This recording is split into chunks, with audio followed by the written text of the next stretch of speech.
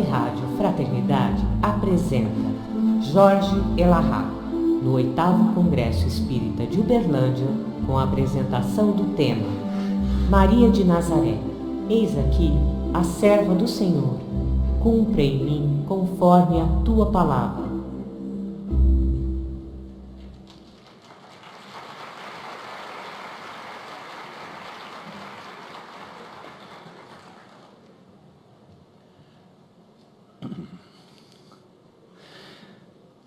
Boa tarde para todos nós. Passou rápido demais, não foi? Muito rápido. Mas antes de começar, eu quero fazer uma pergunta só para quebrar o protocolo. Quem daqui assiste o Pinga Fogo?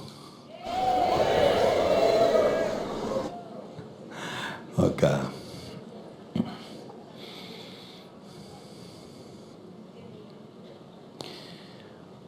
O nosso ponto de término do nosso evento evoca especificamente a figura de Maria, como expressa dentro dos evangelhos.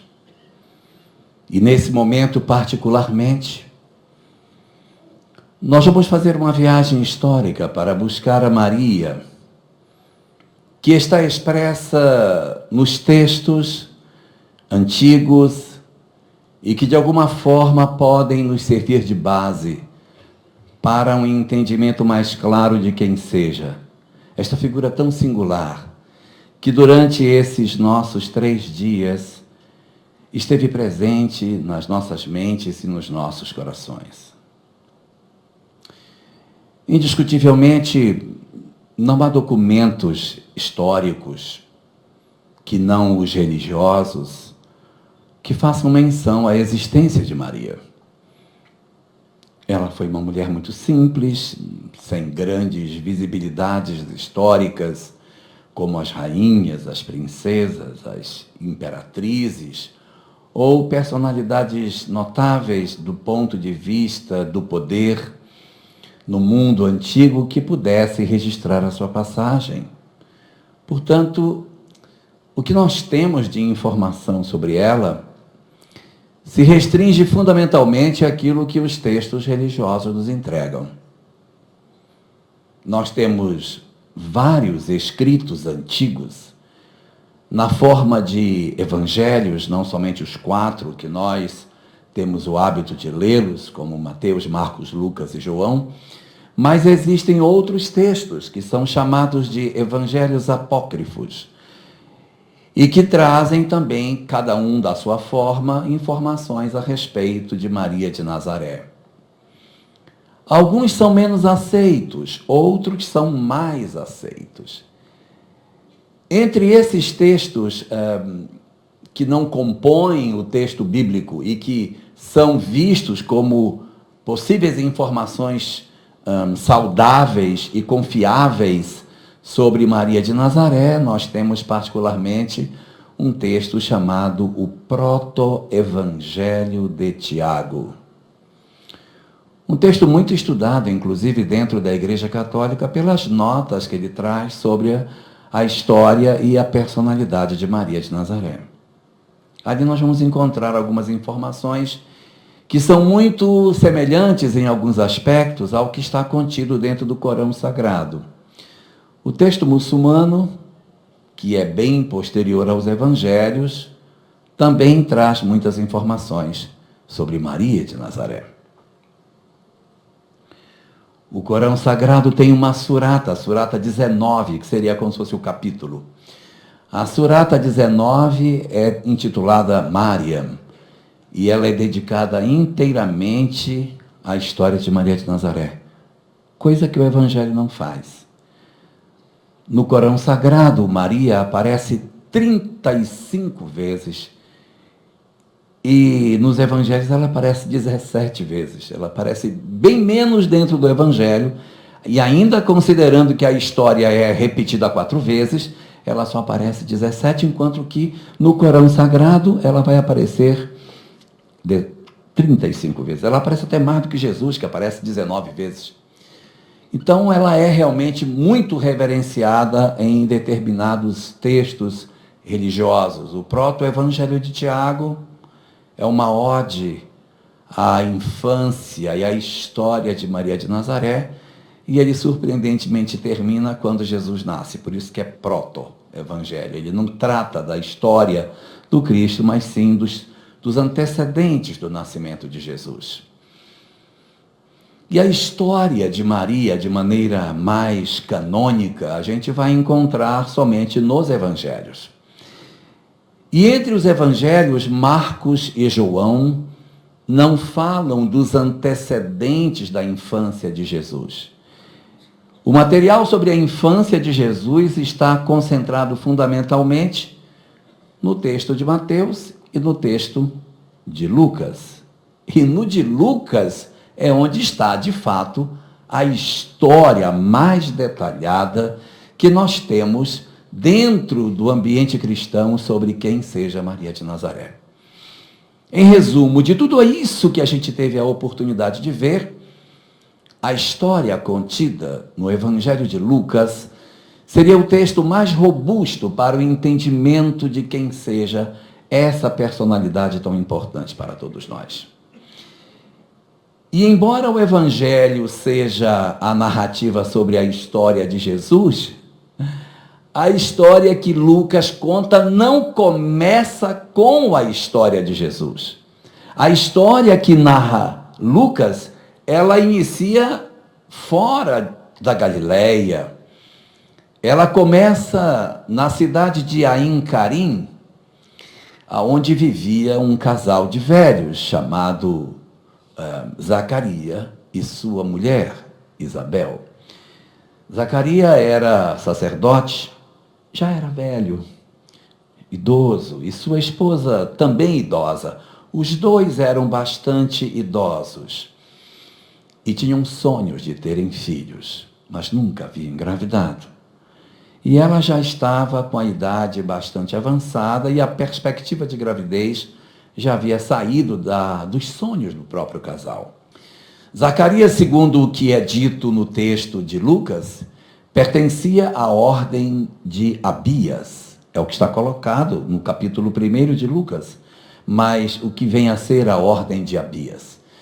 Uma consulta ao livro de Crônicas do Velho Testamento vai nos informar que o rei Davi, 900 anos antes de Jesus, disciplinou o trabalho no templo, dividindo os sacerdotes em 24 grupos. Então, cada um desses grupos operava numa determinada época do ano. E a oitava dessas turmas, dessas 24 turmas, era a turma de Abias. E a turma de Abias funcionava todos funcionavam 2 períodos do ano. E a turma de Abias funcionava no período março-abril ou período novembro-dezembro. Esse seria o período em que eles funcionavam. Quem gosta de fazer conta, vai fazer a conta que ela engravidou logo depois que acabou o período em que ele esteve no templo, então ela teria engravidado nessas 2 janelas, então 6 meses depois, vai fazer as contas todas, vai chegar à conclusão que Jesus realmente não nasceu no período do chamado Natal. Ele teria nascido em março ou em setembro, que são períodos mais propícios para que os pastores estejam no campo, e não no período de inverno de dezembro, quando neva em Jerusalém, neva na região de Belém, e, portanto, era improvável que os pastores estivessem no campo se Jesus tivesse nascido no mês de dezembro. Mas a história narra que, exatamente nesse período de serviço de Zacarias, ele vai ao templo para fazer os seus serviços habituais. E estando ali no templo, aquele homem idoso, sacerdote, com seus rituais, com seus paramentos, sua liturgia, sua imensa preparação para o trabalho de serviço no templo, completamente devotado, porque só 2 vezes por ano é que as equipes ingressavam no templo para fazer os serviços de oferenda ao Senhor. Então, nesse processo de imensa conexão, ali, quando ele está fazendo a oferta, aparece uma entidade para Zacarias. dizendo para ele: Zacarias, não temas. E ele fica muito assustado. Não te assustes. Eu sou o Gabriel e venho mandado pelo Senhor para te dizer que tua mulher, Isabel, conceberá um filho. E ele então diz: mas como que ela vai ter um filho? Ela já é idosa. Eu também sou idoso. Como que nós poderemos ter um filho? Me dá um sinal de que isso possa acontecer. E a narrativa dos evangelhos diz que o chamado anjo Gabriel teria dito a ele o seguinte: bom, já que você duvida que é um sinal, eu vou dar um sinal. Que é um sinal? Vou dar um sinal. Você ficará mudo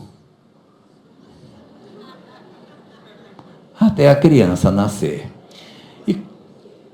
E quando ele tem a visão, ele fica ali muito tempo ainda em êxtase, e o pessoal esperando que ele saísse, ele não sai. E quando ele sai, todo mundo estava preocupado, achando que tinha acontecido alguma coisa, e realmente aconteceu.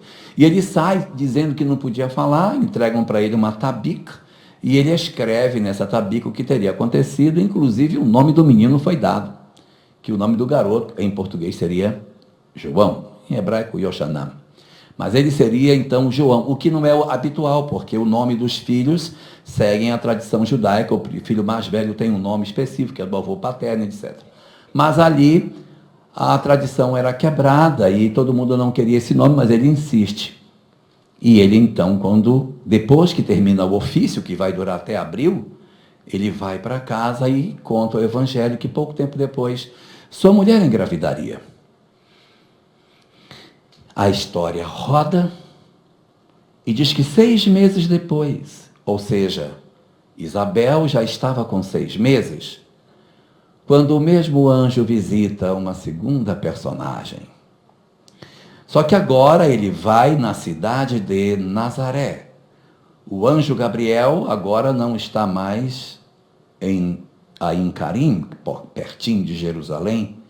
Ele se desloca e vai para a cidade de Nazaré, próximo do lago de Genezaré, na Galileia, e ali ele visita uma jovem, uma menina.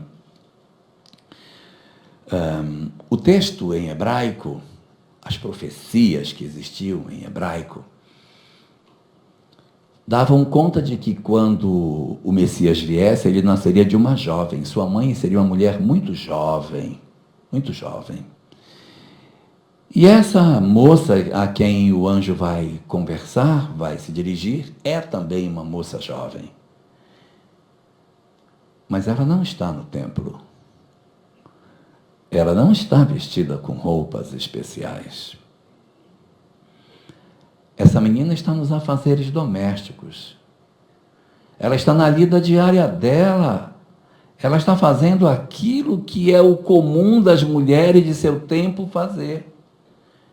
E quando ela está nesses afazeres, essa entidade, a mesma, aparece também para essa jovem. E aí nós ficamos nos perguntando: por que motivo para a figura de Zacarias o anjo apareceu dentro do templo, todo paramentado, todo cheio das suas vestes, todo preparado para se conectar com o Senhor, e aí o anjo aparece. E quando a figura do mesmo mensageiro divino aparece para Maria, ele não espera que ela se prepare, que ela tenha uma roupa especial. Cadê o templo? Cadê as vestes especiais de Maria de Nazaré? Onde estão os preparativos da adolescente que recebe a visita do anjo Gabriel? Não temos uma informação segura de que idade ela deveria ter. Alguns falam 12, outros falam 13, alguns falam 14, uns falam 15, tem quem fala 16, outros falam que era 17. Eu não sei. Mas deve ser alguma coisa numa janela muito jovem, porque pouco importa se você tem 14, se você tem 16, 17 anos. Você receber a notícia que ela recebe faz pouca diferença na idade que se possa ter. E o Espírito que se comunica com ela, vem trabalhar com ela sem essas preparações que Zacarias fazia, porque para Zacarias, embora ele fosse um homem nobre, de vida correta, Maria não precisava da preparação de um templo de pedra para preparar o seu coração para receber o mensageiro do Senhor. Embora Zacarias fosse alguém assim, de uma condição espiritual bastante elevada, e é o que comenta o Corão Sagrado e o próprio proto-evangelho de Tiago, ainda com todos esses preparativos que ele tinha, ele precisou estar num momento ritualístico para que o Senhor pudesse mandar um mensageiro. Maria, nas suas lides diárias, era o próprio templo vivo. E, portanto, o Espírito que se comunica pode conversar com ela de maneira mais direta. E é interessante porque quando o anjo Gabriel conversa com Zacarias, ele diz: Zacarias, não temas. Mas não é isso que o anjo diz quando ele encontra Maria. Quando ele encontra Maria, ele não a chama pelo nome. O que diz o Espírito que se comunica com Maria? Ele se aproxima dela e diz: Shalom, Malech Chesed. Louvada sejas tu, ó cheia de graça. Em hebraico, Chesed é a misericórdia, é a plenitude espiritual, é a grandeza de espírito. Male é pleno, cheio, repleta. Então ele se aproxima e diz: Ave, cheia de graça, bendita sois tu. Então, quando ele se aproxima, ele não a chama pelo nome. Ele não diz: Maria, eu trago a mensagem do Senhor. A primeira percepção, Ana Teresa Kamasmi, é que ele está diante de uma criatura divinizada, diferente. E ele, antes de chamá-la pelo nome, ele contempla a magnitude dela e diz: Ave, cheia de graça. Em algumas traduções diz: bendita sois tu, que encontraste misericórdia e graça no Senhor. Porque o próprio livro A Caminho da Luz, de Emmanuel, quando vai tratar sobre a figura de Jesus na sua vinda ao planeta, num capítulo chamado A Vinda de Jesus, há um momento em que são enumerados vários espíritos que teriam participado desse momento da infância de Jesus. Então ali aparece Isabel, aparece Zacarias, aparece José, aparece Ana, aparece Simeão, e Maria não aparece. Você vai lendo o texto e o nome dela não vai aparecendo. Você vai lendo, meu Deus, cadê o nome dela? Porque ele vai só citando os outros, e Maria vai ficando para trás. E o último dos nomes é o que aparece ali, Otacílio.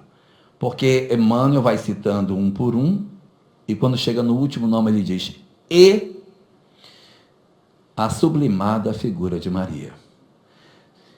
Então, certamente, na construção desse grupo de espíritos que fazia parte desse trabalho, Havia uma singularidade nesse espírito em particular, o que é bastante razoável. Um Cristo planetário vai encarnar, vai precisar de alguém para promover o processo de acolhimento dessa entidade, para educá-lo, para ensiná-lo, para ser a tutora da sua vida, para realizar o trabalho de recolhimento desse espírito e prepará-lo para o mundo e depois aceitar que ele vá fazer o seu trabalho, que ela se despeça rente à porta, Sâmia, quando ele então decide sair para a sua vida pública.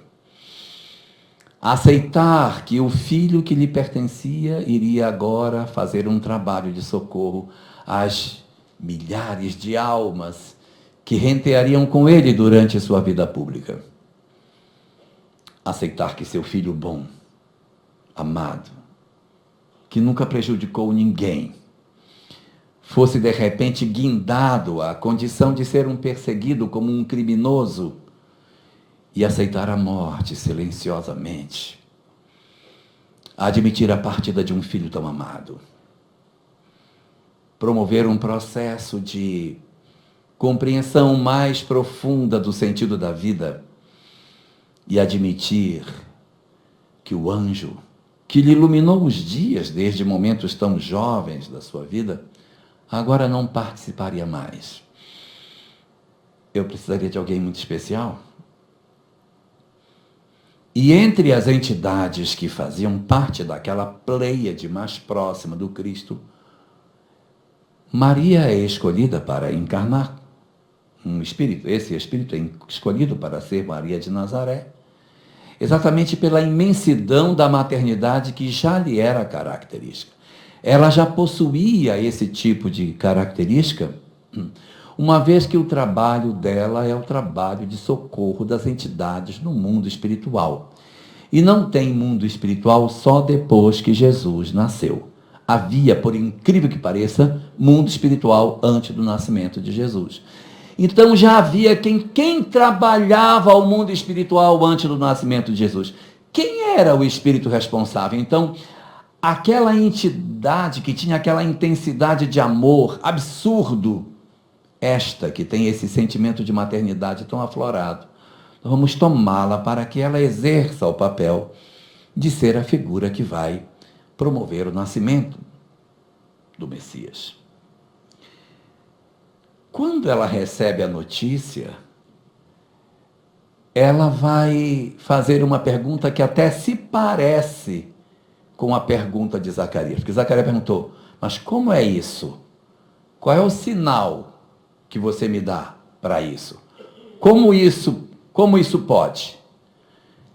E Maria faz uma pergunta parecida, porque quando o anjo dá a notícia a ela, de que ela achou graça diante do Senhor e que ela conceberia um filho, ela pergunta, mas como vai ser isso? Ela não perguntou, como é que pode? Um perguntou, como é que pode isso? Né? Ela pergunta, mas como vai ser? Porque eu não conheço homem para que eu possa engravidar. Então, nós encontramos aqui um momento muito interessante no qual ela apresenta seu questionamento ao anjo e é aí que ele vai, então, dirigir-se a ela nominalmente. Aí é a hora que ele vai dizer, bendita és tu, Maria, entre as mulheres. E explica para ela que acontecerá de que ela vai ficar grávida e que o Senhor, ela receberá como filho o Filho do Altíssimo e que ele será filho dela. E muitas pessoas, fora e dentro do movimento espírita, indagam, sim, mas e daí? Eu quero saber detalhes, né? Como foi que ela engravidou? Como foi?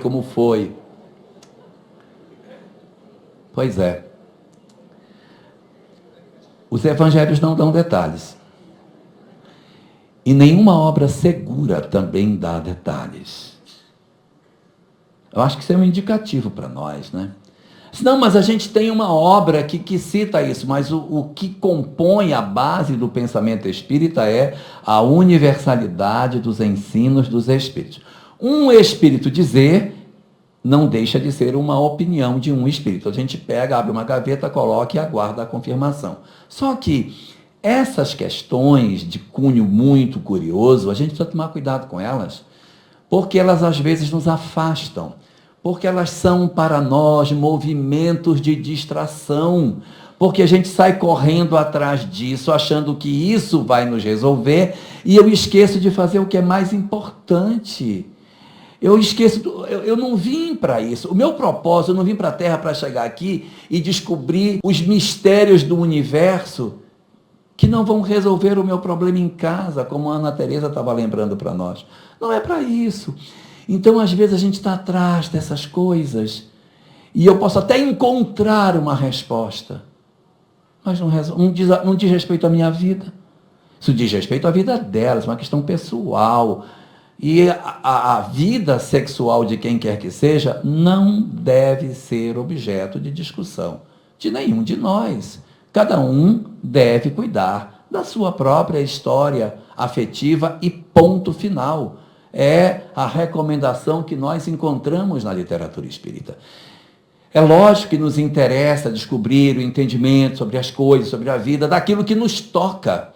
Vejamos o que fala Kardec na questão 14, quando ele interroga sobre a natureza íntima de Deus e os espíritos respondem: não procureis entrar num labirinto donde não lograrias saber, porque antes vos tornarias orgulhosos, porque acreditarias saber, quando na verdade nada sabeis. Buscai primeiro as coisas que te tocam mais de perto, que vos será mais útil do que querer entrar ou penetrar naquilo que é impenetrável. Então é mais ou menos assim, a gente fica às vezes se debatendo em cima dessas questões que não vão resolver os nossos problemas, né? E aqui eu quero citar uma frase que eu ouvi sexta-feira, do Adeilson. Ele disse assim, sentado ali, ele disse: a gente tem que cuidar bem das sogras, porque senão elas voltam mais perto, elas vêm como mãe. Então, isso é que nos interessa, isso sim nos importa, isso é importante.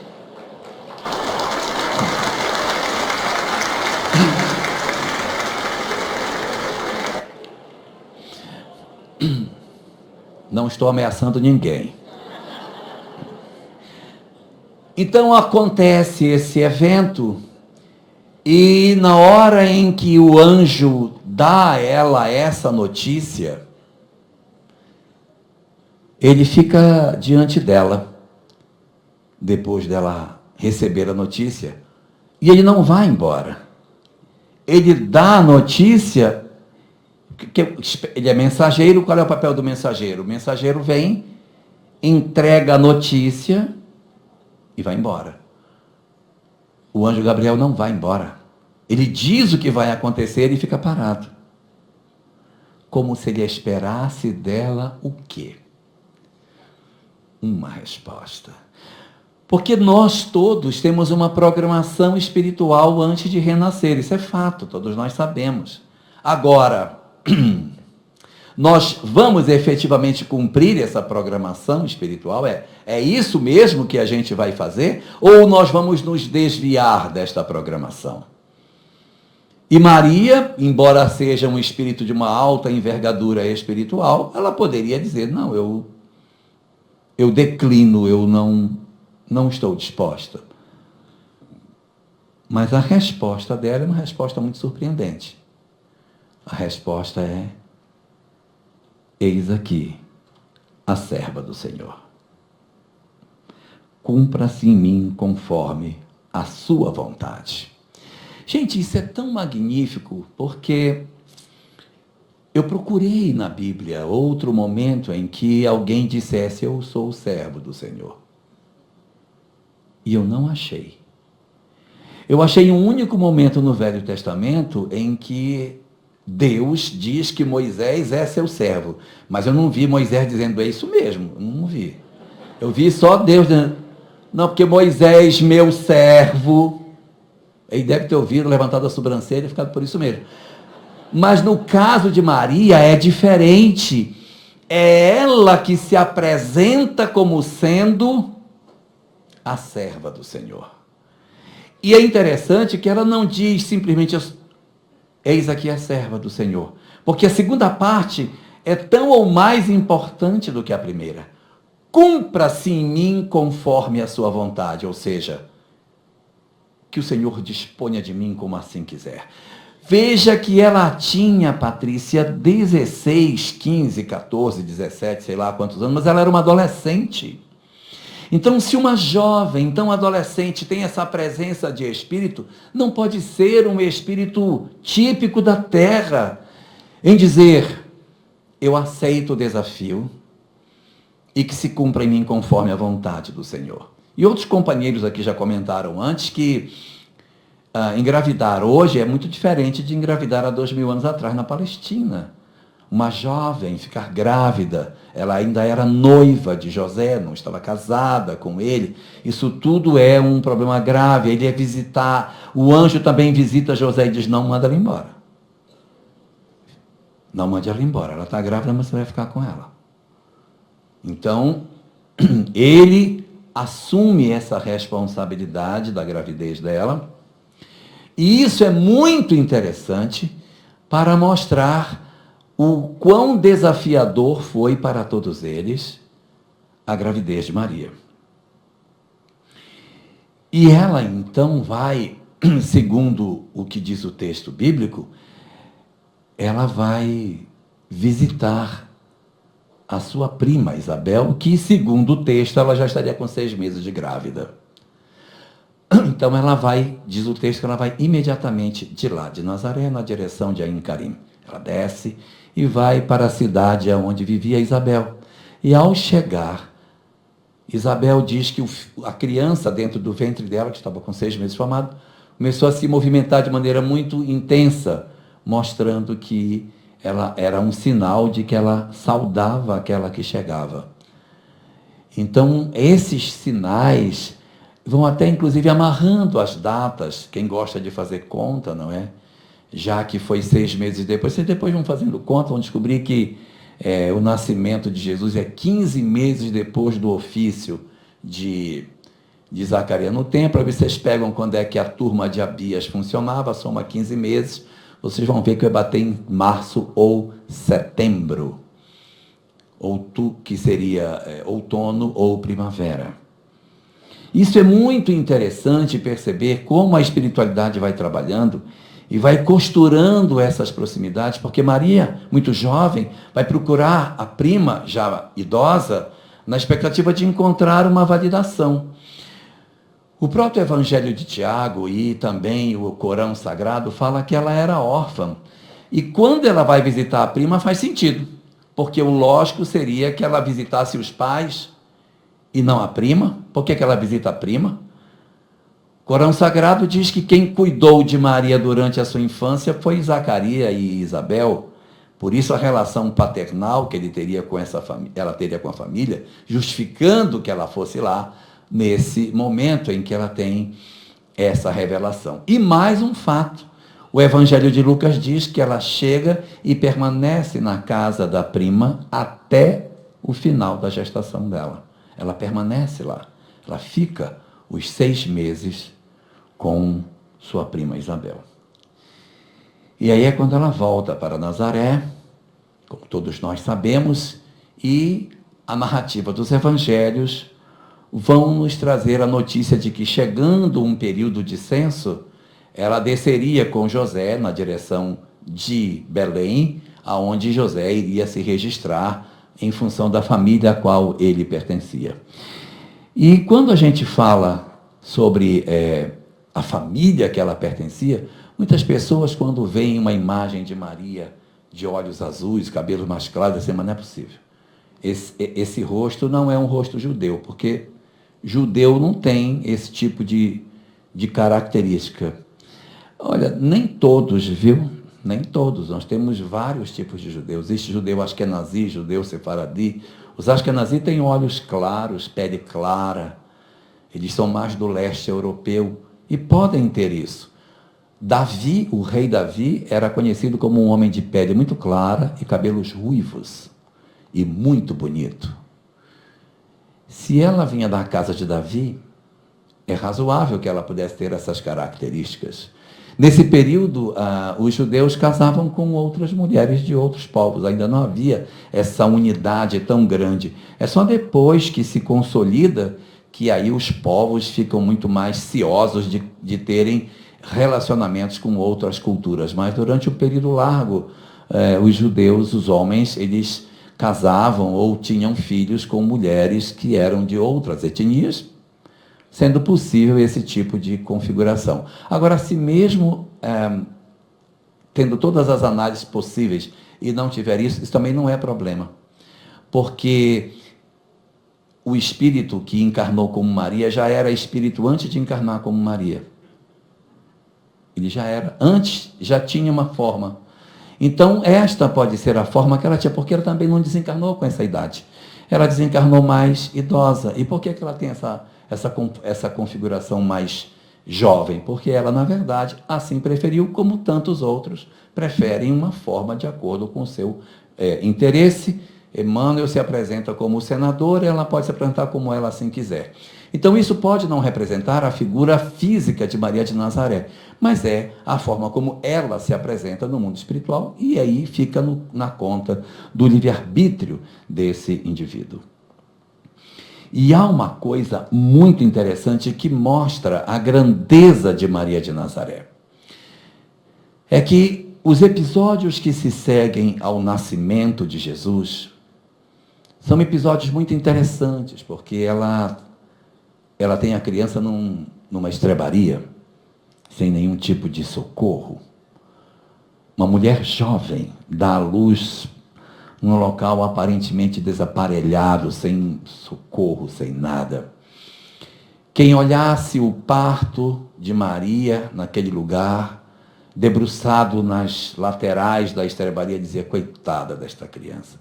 É um miserável ser de uma miserável mulher, numa condição miserável, que deve ter no futuro um futuro também miserável. Mas nós não temos condições de entender os desdobramentos espirituais que se escondem por trás dos aspectos materiais. Então, Maria de Nazaré, que, na verdade, era aparentemente uma mulher muito simples, vinda do norte de Israel, que estava tendo uma criança que apenas com panos singelos ela tinha condição de acolhê-lo, colocou a criança num coxo de animais, onde os animais comiam, porque não tinha berço, improvisou ali entre aquelas palhas. Isso mostra a compreensão dela do sentido de todas as coisas. Ela ficava profundamente emocionada com todos os fenômenos que aconteciam. O evangelista Lucas registra, algumas vezes, uma atitude que se repete dentro da história de Maria. Ela diz, o evangelista conta que quando ela dá à luz, os pastores estavam no campo, não devia ser inverno, e os pastores então são anunciados por um anjo de que o Messias havia nascido e que eles fossem lá para conhecê-lo. Então, os pastores saem do campo e vão até lá para conhecer a criança e contam isso para ela. E o evangelista Lucas, quando narra essa história, diz que tudo isso se deu e Maria, então, pegou essas palavras e ela guardou no seu coração.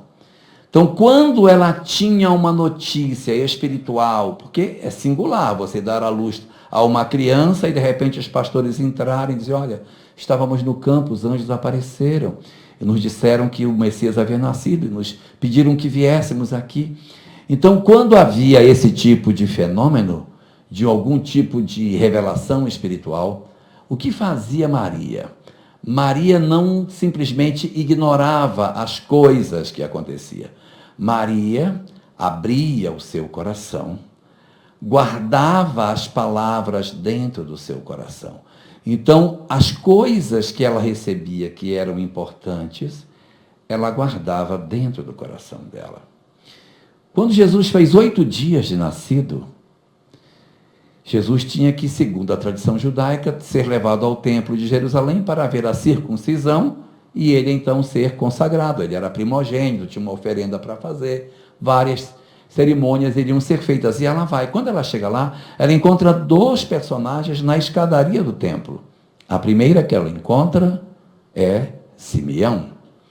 Simeão aparece e diz para ela que ele vivia a vida inteira esperando pelo Senhor. E o Senhor agora havia sido visto por ele. E que ele já poderia morrer, porque os olhos dele já haviam visto a salvação. E uma outra mulher, chamada Ana, que tinha 84 anos, era viúva e vivia ali nas escadarias do templo. Quando vê Jesus, criancinha, ela olha para ele e também o reconhece como sendo o Messias. 8 dias de nascido. E no diálogo que Maria tem com Simeão, Simeão diz para ela o seguinte: esta criança virá para a queda de muitos em Israel. Ele será grande e poderoso e promoverá a mudança dentro daquilo que Israel possui. Ele sentará no trono de Davi. E vira-se para Maria e diz: e quanto a ti, mulher, uma espada atravessará o teu peito. Ou seja, você se prepare, porque você vai experimentar muitos sofrimentos. E Maria tomou essas palavras e guardou no seu coração.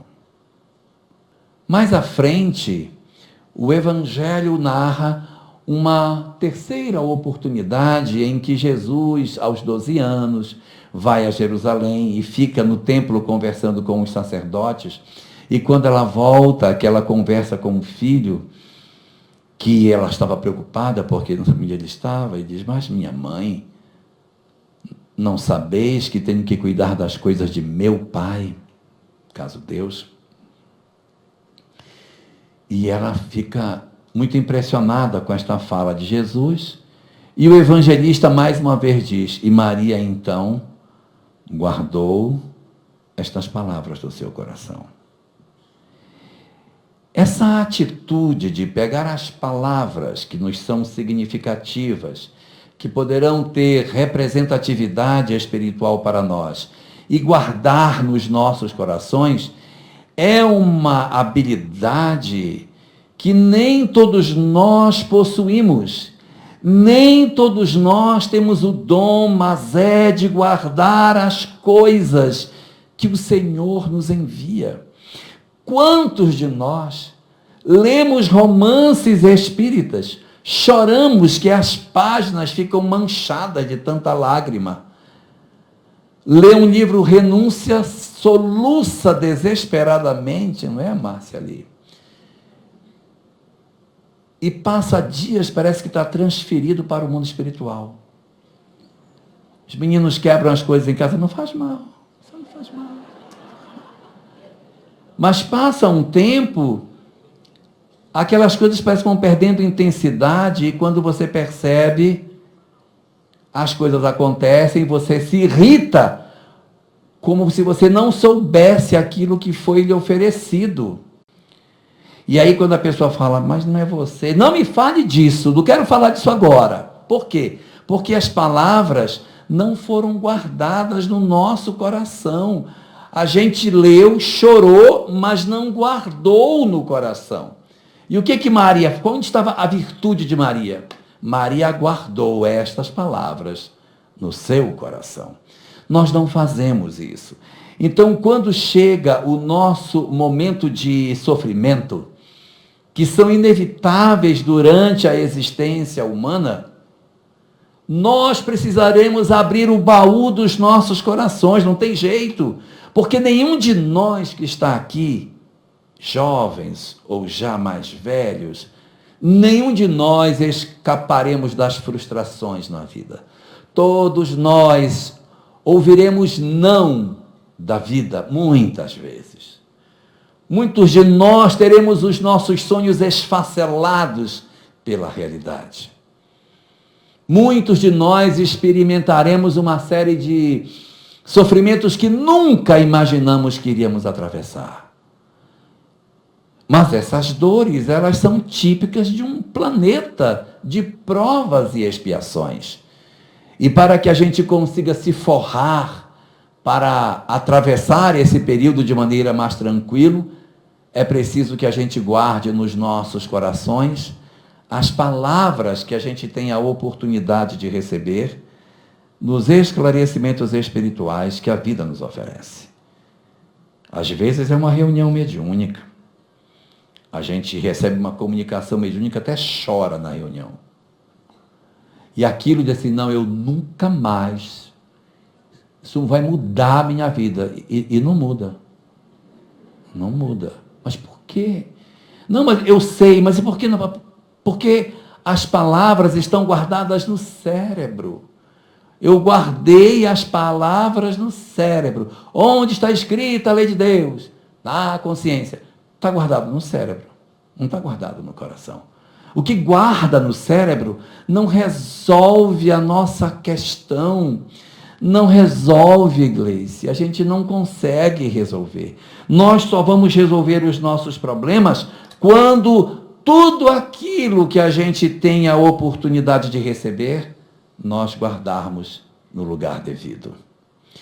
Porque Maria teve um momento da existência em que ela precisou abrir o baú para encontrar tudo que estava lá dentro, a fim de que ela suportasse os sofrimentos naturais que a existência lhe traria. E ali estava o sofrimento de ver o seu filho amado, escarnecido, machucado. O livro de Humberto de Campos conta que quando Maria recebeu a notícia sobre a prisão de Jesus, a Sami até contou isso para nós ontem, ela corre para a frente do lugar onde ele estava preso para tentar vê-lo, e um soldado a empurra. E ela cai com a cabeça numa pedra e sangra. Ela poderia ir embora, mas ela passa a madrugada sentada numa pedra sangrando. Mas o que uma mulher frágil poderia fazer por um filho preso pelo Império Romano? Absolutamente nada. Mas é aquilo que Ana Teresa nos lembrou. É o dever de mãe, é o sentimento de dever. Então ela permanece durante toda a madrugada, esperando encontrá-lo. E quando ele sai, ela não tem chance de fazer absolutamente nada. Eles só trocam olhares. E ela observa que ele está com os lábios machucados, que ele já está todo ferido. Os olhares se cruzam. E imagine a imensidão de angústia de ver seu filho bom nas mãos de alguém que lhe torturava sem nenhuma razão. O que seria de Maria se não tivesse guardado as palavras no seu coração? Como ela enfrentaria o Gólgota e suportaria o estertor durante 3 horas de agonia do filho na cruz? Assistir um filho que agonizava numa pena dinâmica como a crucificação, em que o corpo sobe e desce até não conseguir subir mais, e o pulmão não consegue mais encher. Assistir à agonia de um filho que se esvai em sangue, diante do sofrimento do seu próprio coração. Se Maria não tivesse guardado no seu coração as lições, dificilmente ela teria suportado as injunções que aquele período tão difícil lhe impunha. Mas é assim. A vida nos traz palavras para que a gente guarde nos nossos corações. Todo o conhecimento que a doutrina espírita nos oferece, tudo aquilo que nós já tivemos a chance de ler, de ouvir, e não simplesmente ler e ouvir, mas sentir. Quando, por exemplo, nós experimentamos uma ambiência como essa do Congresso Espírita de Uberlândia é para nós guardarmos nos nossos corações. Os nossos momentos de alegria, eles não devem ser esquecidos de nós, eles devem ser guardados na nossa memória. Nós temos que ter o condão de poder revisitar as nossas memórias felizes, de podermos relembrar as coisas boas que a vida acontece, porque nós somos almas muito amargas. A gente, quando senta para conversar sobre as nossas vidas, nós só falamos do que deu errado. Conta para mim como é que é a sua vida. Minha vida é horrível, minha vida. Então a gente acaba guardando no coração somente aquilo que nós não deveríamos guardar, aquilo que a gente deveria colocar fora. E nós guardamos equivocadamente nisso. Nós guardamos nas nossas almas somente os aspectos negativos, as mágoas, as feridas, os abandonos, as tristezas. E por isso Jesus dizia, a boca fala daquilo que o coração está cheio. Se os nossos corações estiverem cheios de amargor, como nós iremos enfrentar os desafios que nos aguardam amanhã, hoje à noite, quando nós voltarmos para casa? Aonde nós vamos depositar todas as experiências que nos foram oferecidas durante esses 3 dias? Todo o manancial de saber que a gente vem trazendo desde o primeiro contato com a mensagem espírita. E a gente diz assim, mas é uma página de novo sobre reencarnação, isso que eu já li não sei quantas vezes. Mas é porque guardou no cérebro, pelo amor de Deus, guardou no cérebro. É preciso guardar no coração. É preciso que a gente reveja, sim, é verdade, vai rever sim. Por quê? Porque o objetivo é que nós nos convençamos intimamente. Não é para que eu simplesmente saiba os princípios espirituais. Isso não vai salvar ninguém. Conhecer as verdades espirituais é muito bom, mas não é o essencial para a libertação das nossas almas.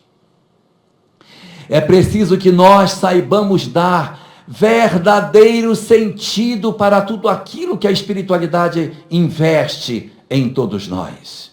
Quando cada um de nós que aqui se encontra teve a possibilidade de renascer, havia um pacto com o Espírito benfeitor, que se comprometeu de conduzir as nossas vidas, de conduzir as nossas mãos, e nos oportunizar a chegada a um ambiente em que nós fôssemos esclarecidos, em que luzes fossem depositadas nos nossos olhos, para eu entender quem são meus laços familiares, quem sou eu em profundidade, o que é que eu preciso mudar na intimidade do meu coração, por que tantas dores me visitam, qual é a imperfeição moral que eu preciso lidar de maneira prioritária, que se comprometeu de conduzir as nossas vidas, de conduzir as nossas mãos, e nos oportunizar a chegada a um ambiente em que nós fôssemos esclarecidos, em que luzes fossem depositadas nos nossos olhos, para eu entender quem são meus laços familiares, quem sou eu em profundidade, o que é que eu preciso mudar na intimidade do meu coração, por que tantas dores me visitam, qual é a imperfeição moral que eu preciso lidar de maneira prioritária. Nós precisávamos dessa mensagem e o nosso Espírito benfeitor se comprometeu de nos trazer para ambientes dessa natureza. Se nós estamos hoje aqui neste evento e os que nos escutam pela internet, que não estão aqui, mas estão tendo acesso ao conhecimento que a doutrina espírita nos faculta, somos também criaturas convocadas a guardar nos nossos corações como lastro espiritual para os momentos de fome, os momentos bons que nós estamos vivendo hoje. Nas horas de maior dor, nas horas de maior tristeza, é quando nós encontramos a chave do nosso baú. Quando nós estamos na abastança, nós dificilmente abrimos o nosso baú das nossas emoções para abrir o que tem dentro. A vida está tão risonha. É somente no deserto. O judaísmo diz que os 10 mandamentos foram entregues no deserto, porque é no deserto das nossas vidas que Deus consegue nos entregar o que Ele tem de melhor. Porque quando estamos no campo florido, no pomar, na riqueza, nós nem consultamos as coisas espirituais. Então é na hora da tristeza, quando cada um de nós aqui, que foi trazido pelo Espírito benfeitor para reconhecer a mensagem espírita, a fim de que esse conhecimento servisse de antídoto contra o nosso desespero, terá um momento em que precisará abrir. Nós precisaremos abrir o nosso cofre. E nós precisamos que esse cofre esteja repleto das boas notícias. Porque nós já recebemos muita coisa. Nós já recebemos coisas repetidamente, muitas vezes.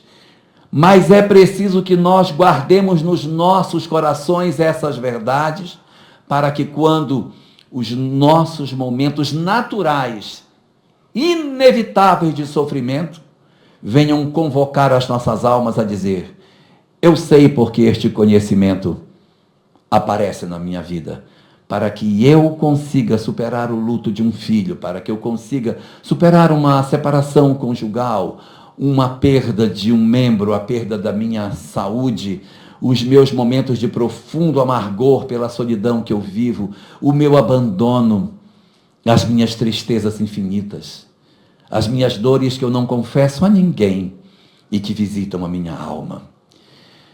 Ah, como nós seríamos felizes se nós conseguíssemos fazer isso.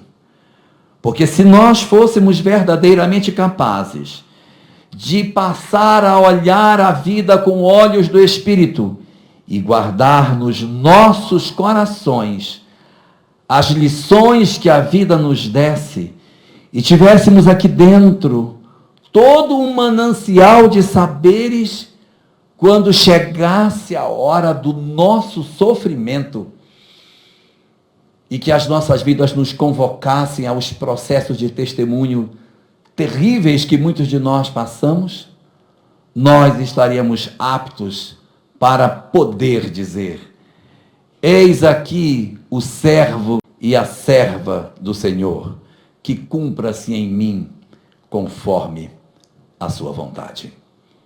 Boa noite para todos.